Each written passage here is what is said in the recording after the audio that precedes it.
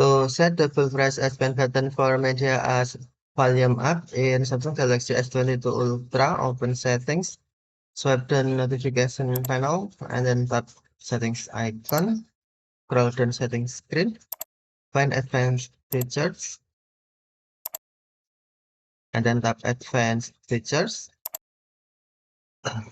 select S Pen, tap air actions, scroll down the screen, find media, and then on media, tap double press menu, select volume up.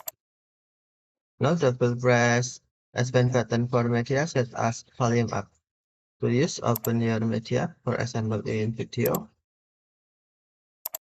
and then open media you want. Double press your S Pen button to volume up. Example.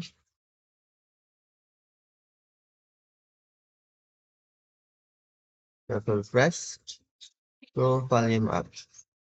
Okay, thank you for watching. Have a nice day.